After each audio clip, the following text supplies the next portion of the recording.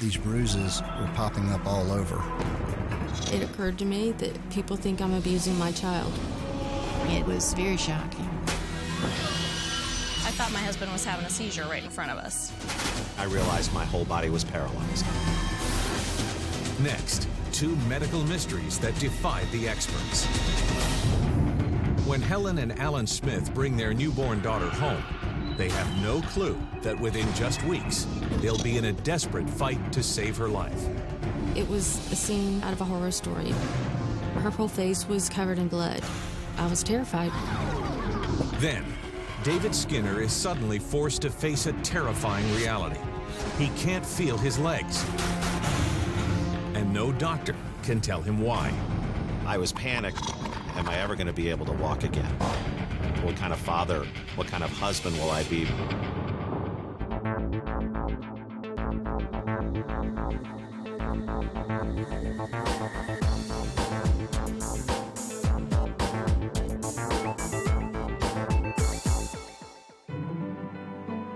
In the winter of 1998, Alan and Helen Smith were excited about moving into a new home just outside of Birmingham, Alabama. We had two children, Taylor, who was 7 at the time, and Millage was about 6 months old. Helen had her hands full caring for the children, while Alan spent his days focused on his graduate school studies. Helen was often left at home taking care of the kids all by herself. Then we got a huge surprise. I was shocked to discover that I was pregnant with my third child. I was concerned because I was already extremely busy with the two of them. Once the shock wore off, we began preparation and planning for a baby girl. On October 5th in 1998, I went into labor. We arrived at the hospital at around 11 o'clock, and by 11:21, Julia was born. Her delivery was much quicker than any of my previous deliveries. My doctor immediately handed her to me. She had all 10 fingers, all 10 toes. She looked perfect. But as I was looking at Julia, I noticed that she had some little purple polka dots on her face, her neck, and her torso. It looked like she had blueberries sprinkled all over her. And then when I turned Julia over, I immediately noticed that she had bruises from the base of her neck all the way down to the tip of her bottom. We were very concerned at this point. We could not believe what we were seeing.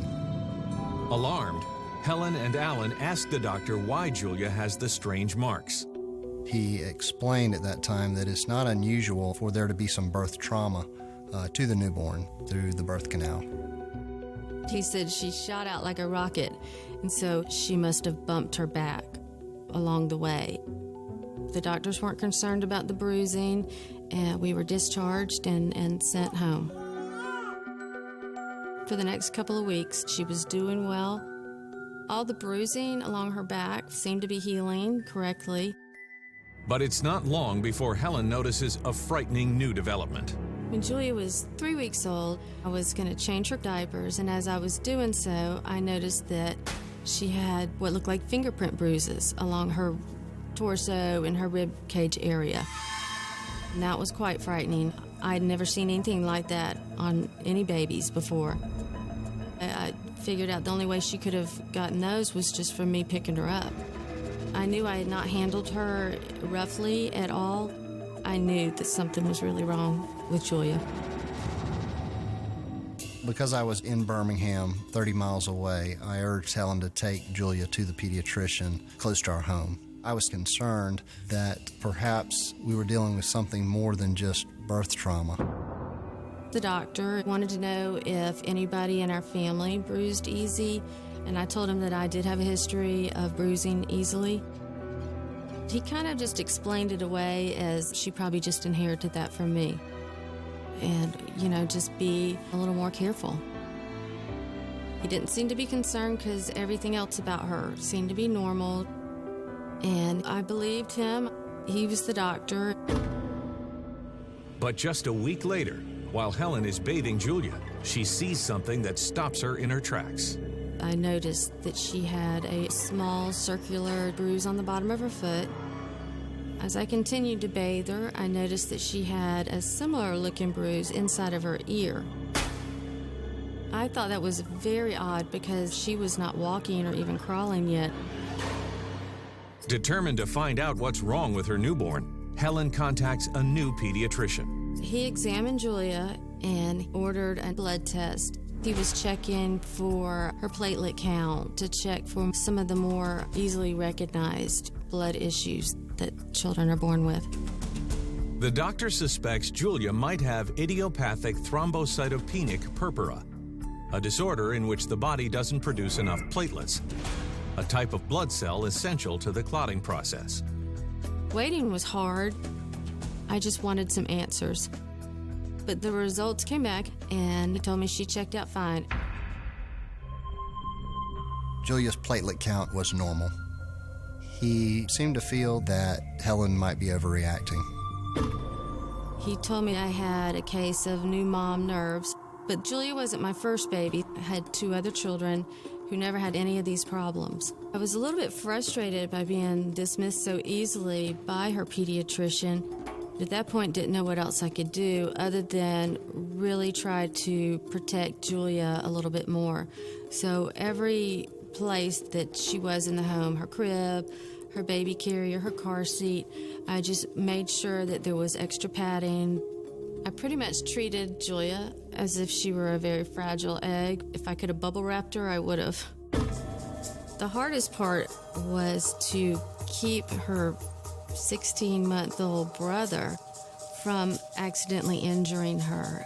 I kept thinking if simple act of me holding her gently would cause bruises, what would happen if he accidentally hit her with a toy? It was difficult because it was an unnatural feeling to keep siblings apart, and he was so curious about his new baby sister. Over the next few months, Julia hits all her milestones right on target. But the more active she becomes, the more she seems to be hurting herself.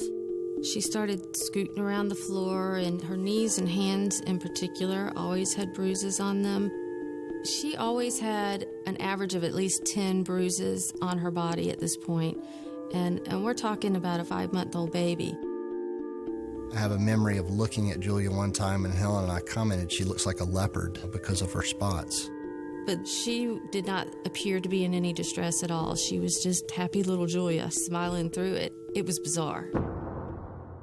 Confused by it all, Helen grows even more worried after an unsettling incident at the supermarket.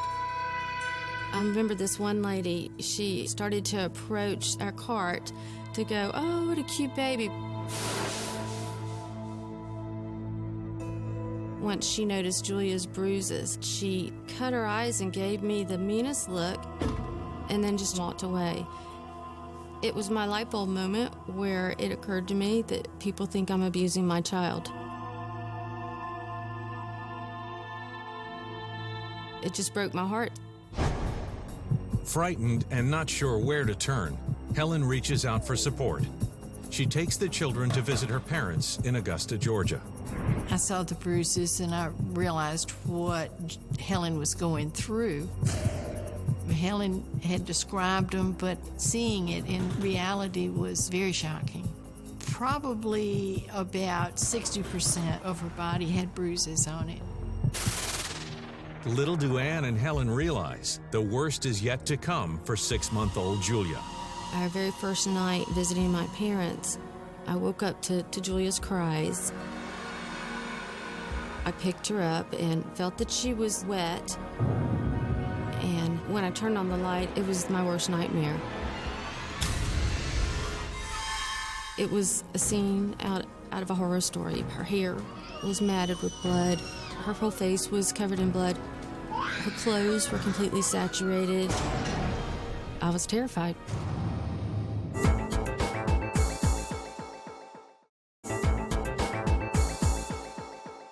Since birth, Helen Smith's daughter Julia has been suffering from strange black and blue marks that seem to appear randomly all over her body. Now, Helen and her mother Anne have found the newborn soaked in blood. As we cleaned her up, We couldn't find the source until we got the very last speck of blood off of her face. And all of that blood came from a tiny nick that she had caused with a fingernail on her face. We got to the emergency room, and the doctor examined Julia. We were hoping someone could give us some answers. He did a general examination. He listened to her history of everything we had gone through and suspected that she more than likely had a bleeding disorder called von Willebrand's, and he ordered blood tests.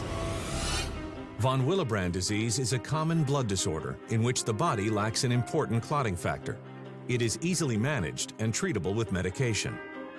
I just needed to find out what was going on.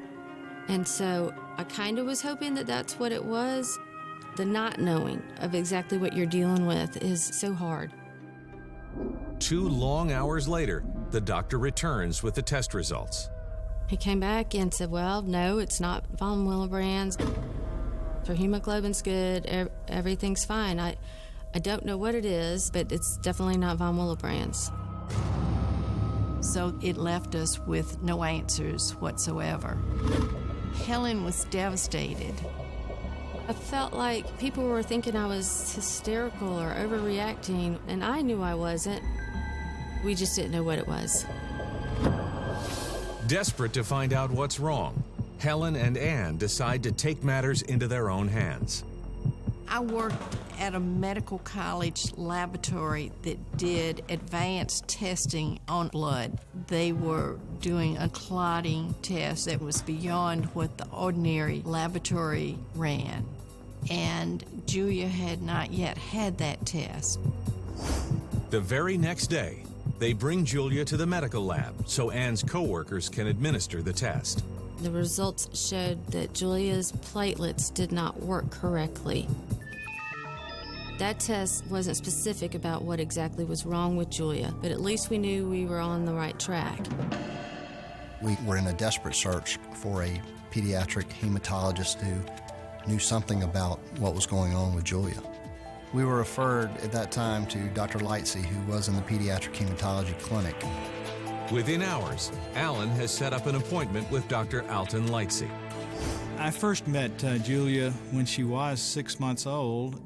There were certainly bruises at various stages. I have not seen a patient that young with those symptoms. In the past, the multiple blood tests performed on Julia were within normal limits, and that included a platelet count, which was normal. Eventually, the test to look at how platelets work, that was clearly abnormal. And so we finally had something to point at as the cause for the problem. With this information, we had a hunch what we were dealing with. And I wanted to do one last blood test to try to confirm that diagnosis. Waiting for the results felt like forever. I was looking forward to having some kind of relief. And it did take about 10 days before we got our answers. When we received the results from the special test, it documented that Julia had Glanzmann's thrombosthenia. Glanzmann's thrombosthenia is a rare genetic blood disorder. In healthy individuals, proteins on the surface of platelets allow them to link together and coagulate. But in patients like Julia, these proteins are missing or malfunction. As a result, platelets slide off one another and aren't able to form a solid clot. If a person cuts themselves and starts bleeding, the platelet has to go to the injured tissue and it sticks to the tissue. And this is where the problem is for Glanzmann's thrombosthenia. Platelets can adhere, you cannot form a solid clot. And that's why you continue to have bleeding or exaggerated bruising. Helen and I were elated when we finally had a diagnosis for Julia. It was a relief to know that all of the symptoms that Julia had a logical explanation. In retrospect, reviewing the case, all of Julia's early symptoms were related to the Glanzmann's thrombosthenia. During delivery, there is significant trauma, and basically you can have bruising in a perfectly healthy child.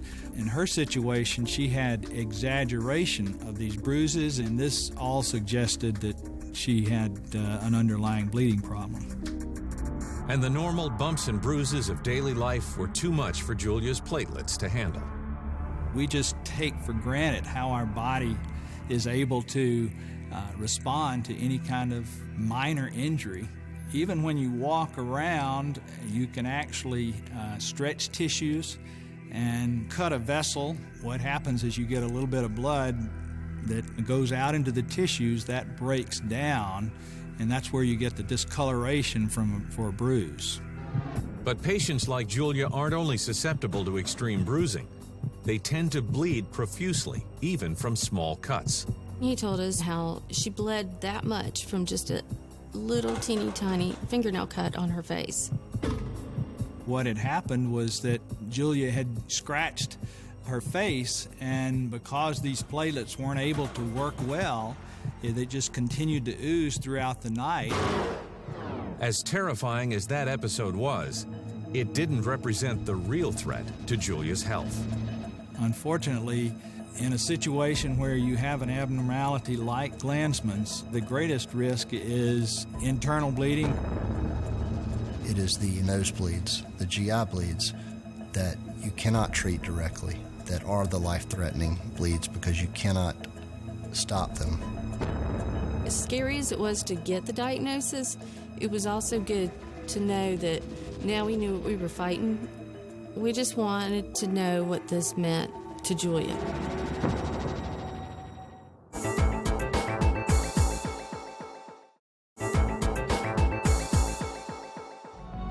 Helen and Alan Smith have just found out what's been causing their newborn daughter, Julia, to experience harrowing bouts of bruising and bleeding. Glanzmann's Thrombosthenia, an extremely rare blood clotting disorder. Now they're desperate to know what they can do to get the disease under control. Unfortunately, there really is not a cure, and there's no medication that can correct this abnormality. We try to use a lot of preventive approaches to try to minimize the chance of the child having bleeding episodes.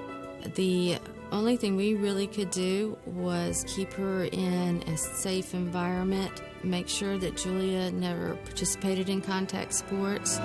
Besides placing a limit on her physical activities, when Julia reaches puberty, she will need medication to keep her from menstruating. Glanzmann's would really put you at a significant risk to have significant period bleeding to the point that you could die. Just even beginning a cycle could set off a bleed that would be hard to ever get under control again. There are hormonal medications that can be utilized to control the bleeding.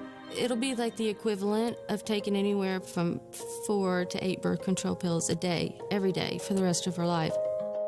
While they will be able to keep the risks associated with menstruation in check, the Smiths must now face a devastating truth.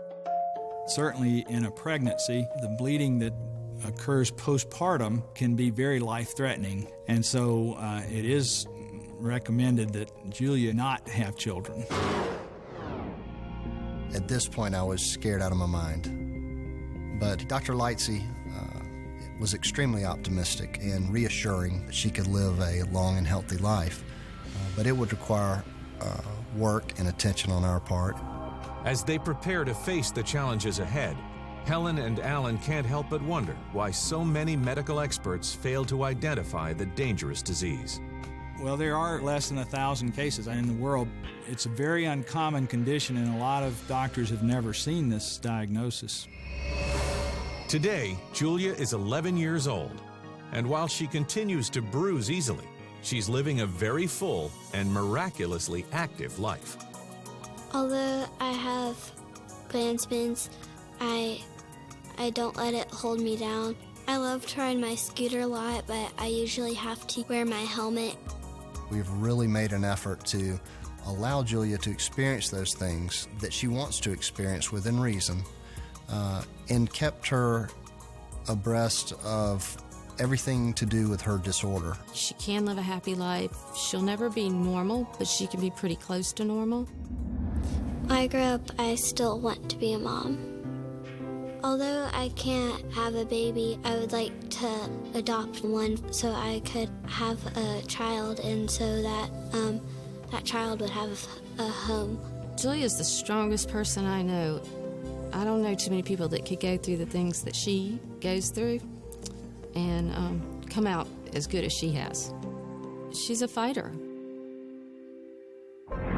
While little Julia Smith's parents noticed something was terribly wrong the day she was born, David Skinner went for more than 40 years before his first symptoms surfaced. In the fall of 2006, 42-year-old David Skinner and his wife Janice were celebrating their 13th wedding anniversary and more in love than ever. Their house was full of joy and laughter, despite the fact that their 2 children had their share of medical problems. At the time, Justin was 11 years old and Sarah was 7 years old. Both children were born with a congenital defect. Justin lives with spina bifida.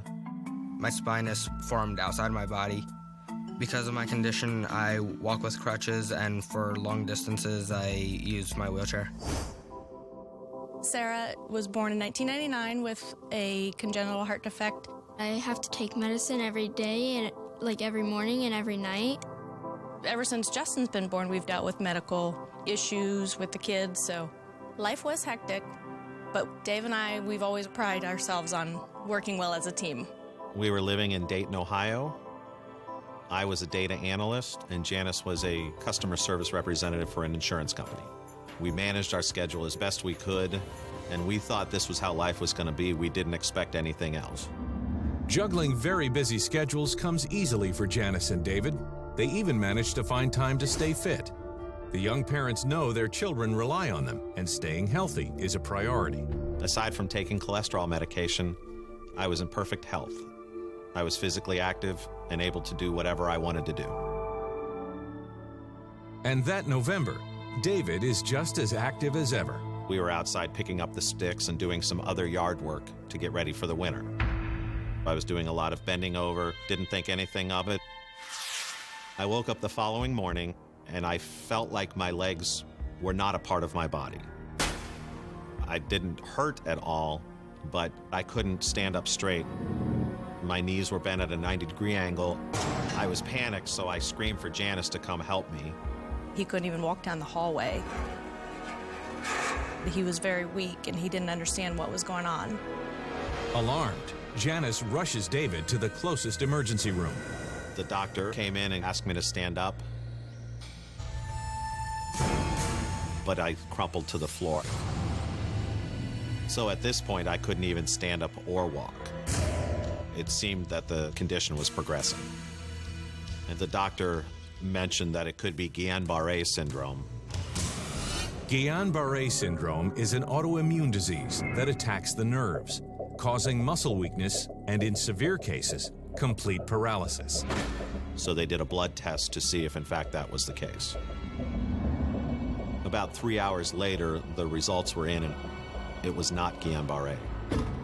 The doctor said, "We don't know what's going on with you, but we're going to admit you and do more testing." Every day, the doctors came in, ordered more tests. They did a CAT scan, an MRI, an EMG, and all the results for those came back negative. The doctors were stumped. I'm laying there thinking, am I ever going to be able to walk again? What kind of father, what kind of husband will I be? I felt I was letting my family down. Then, on his 5th day in the hospital, David wakes up to find his condition has taken a sudden, unexpected turn for the better. I was able to stand and get up out of bed and walk about 75 feet with a walker. So I was wondering, why can I walk today when I couldn't walk yesterday? The doctors couldn't figure out what was going on, so they decided to send me to inpatient rehabilitation to get better. And I believed that I needed to push myself because the doctor said I would get stronger if I did that. But in rehab, David's mysterious illness once again takes a baffling turn. The first day I was able to stand for 20 minutes, and then the third day I could only stand for 30 seconds. And I couldn't understand why I was losing the strength when I was working so hard. It all didn't add up. He would start to fall like he was back to where he started. Perplexed by the turn of events, the neurologist begins investigating potential causes and concludes that the answer is actually very simple. David's relapse is a side effect of his cholesterol medication. I mentioned to him that I'd been taking it for a year and a half, and he said, well, your body could have used it appropriately for a period of time, and then the weakness could have just started even after being on it that long. The doctor took me off the cholesterol medication, discharged me from the inpatient therapy, and sent me home with a walker. We were thinking once the medication got out of his system, everything would be back to normal, he'd be back to walking, and he'd be stronger again. Every day, I woke up wondering if I'll be able to walk, but I still couldn't stand up without great difficulty, and I would have to use the walker to get around. But his physical limitations aren't the only thing weighing David down. I had to go on short-term disability through work, and I needed to go back to work. My worst fear was wondering if we would be able to keep our house if I couldn't work at all, because I was the primary breadwinner, and wondering how much debt we were going to get in. I followed up with the doctor a couple of times, and the doctor would say, well, we just have to wait for your body to accept the removal of that medication, and it'll take some time. But as David does his best to stay optimistic, a frightening new symptom strikes without any warning. It was Monday afternoon. We were laughing, having a good time, playing cards. It was his turn, and he was reaching for the deck of cards. And then he just started shaking full body. The cards went everywhere. His head was just bobbing up and down really quickly, and his hands were shaking. I thought my husband was having a seizure right in front of us. I had no idea what was happening to me.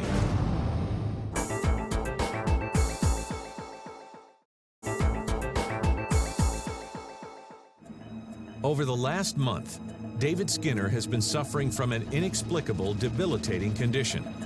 His muscles are so weak, he can barely walk. And now, out of the blue, he finds his entire body jerking violently out of control. The shaking lasted about a minute before he finally stopped. At this point, we didn't know what was going on, so I rushed him to the emergency room. The doctor assessed him and took the family history, found out about Justin and Sarah, and automatically said he had a stressful lifestyle. He had 2 kids with disabilities, therefore it's got to be stress. The doctor explains that stress can trigger the production of cortisol, which in turn raises the level of a chemical that helps make muscles move. He prescribed an anti-anxiety medication, and he wanted me to go see a therapist. I figured the doctor knew what he was talking about. Maybe this is the case, so this is what I need to do to get better. Over the next 2 months, Dave stayed with the anti-anxiety medicine, but that would just make him really sleepy all the time. So that wasn't helping either. He still was weak. It just all didn't add up. I didn't improve at all. Nothing changed. I would have a shaking episode at least once a day. I could barely walk. My legs would just feel so extremely weak, like I had run for 100 miles. There were some days that he stayed in the recliner and he was just too weak to really even get up or do anything. Over the next 2 months, David's muscles seem to lose strength with every passing day. And by March, his legs are so weak, he begins using a wheelchair part of the time. Some days I could walk with the walker, and I would walk very slowly. The next day I might have to use the wheelchair all day. Every day seemed different. I just ended up taking on Dave's role, my role, whatever physically needed to be done. It was really hard, but I didn't have a choice. I stopped being the husband that she had married and started being someone that was making life more difficult for her than it should be. Desperate to get his life back, David schedules an appointment with a brand new neurologist.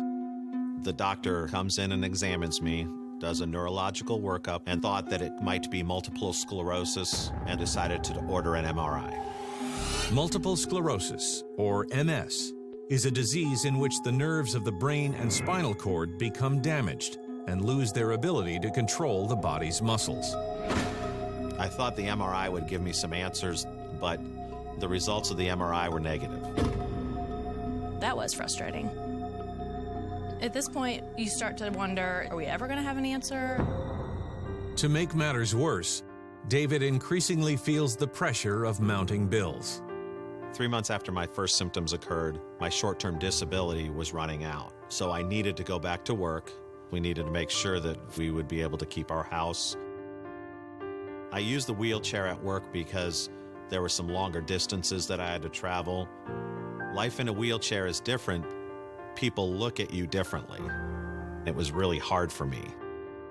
I didn't feel whole, and using the wheelchair didn't help that in any way. Determined to get to the bottom of his strange condition, David seeks out second opinions. I went to 2 different specialists to see what was going on, and both those doctors also said it was stress. I was angry and frustrated because I didn't feel like the doctors were really listening to me. It was hard to see him this week. I've got the 2 kids with disabilities, and then who knows what Dave has, so it's a lot to take on. For nearly a year, this was how life was, and I started to come to terms with the fact that this is how life is going to be for me. But just when David feels he's made peace with his incapacitating illness, he finds himself facing his worst fear. I was home alone with the kids. I was in the kitchen. I was using my walker. As I was returning to the living room, almost immediate weakness hit my body. I fell to the ground, and I tried to move my arms. I tried to move my legs. I tried to move my head, and nothing would move. At that point, I realized my whole body was paralyzed.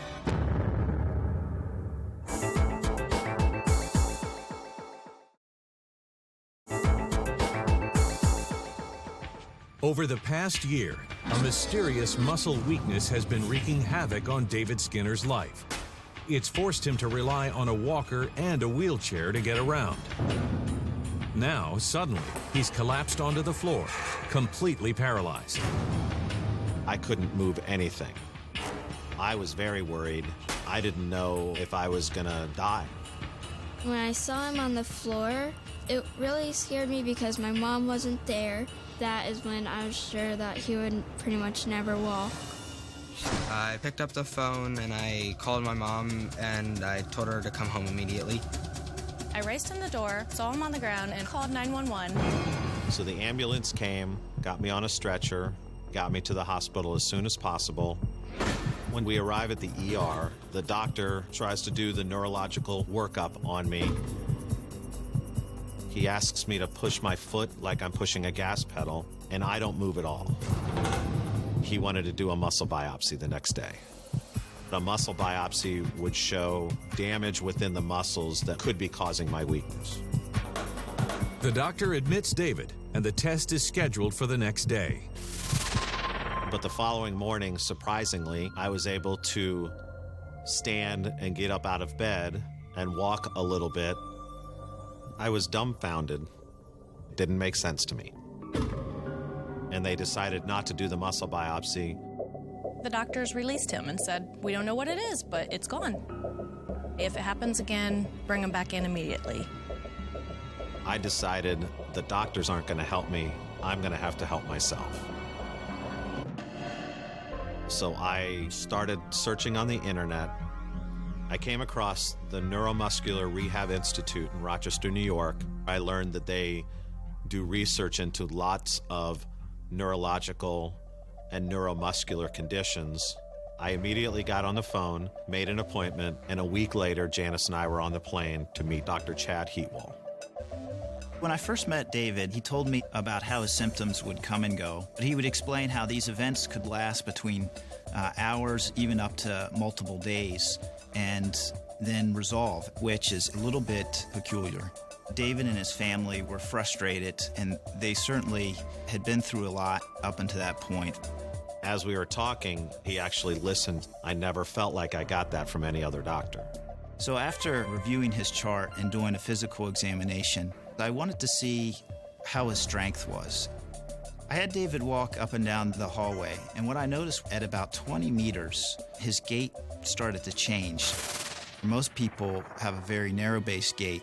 David's became wider. I certainly had a hunch about what could have caused his symptoms. So he did a blood test to confirm the results. Specifically, we were looking for a genetic mutation. The next 3 weeks go by with agonizing slowness as David waits for the results. We couldn't help but think about it and wonder and hope that we were going to get an answer. After 3 weeks, we were able to provide him with the diagnosis of hyperkalemic periodic paralysis. Hyperkalemic periodic paralysis is a genetic disorder affecting muscular control. In healthy individuals, sodium flows into muscle cells, triggering potassium to flow out. That loop, sodium in, potassium out, creates an electrical charge which activates the muscle. But in patients like David, the channel that sodium flows through doesn't close. As a result, the loop is interrupted and the muscles are paralyzed. The sodium and the potassium regulate the excitability of the muscle so that the muscle can fire. David is not able to properly regulate the flow of potassium and sodium in and out of the cell. In a normal person, the door opens for the sodium to come into the cell and the potassium to go out. With patients with a mutated gene, this door cannot shut and the muscle cannot contract. Then paralysis ensues. Strange to say, but we were really relieved and excited that they finally have some answer. While doctors know that hyperkalemic periodic paralysis is caused by a defective gene, they don't know what set off the disease. It's very complicated, and we're still learning more about this disease. Typically, symptoms occur in the first decade or second decade of life. However, David's symptoms were later than most, which certainly is a mystery in his case. We had lived for a long time knowing that it wasn't stress. We finally got a diagnosis, and now I really needed to know what this is going to do for my future. Am I ever going to be able to walk again? Am I going to die?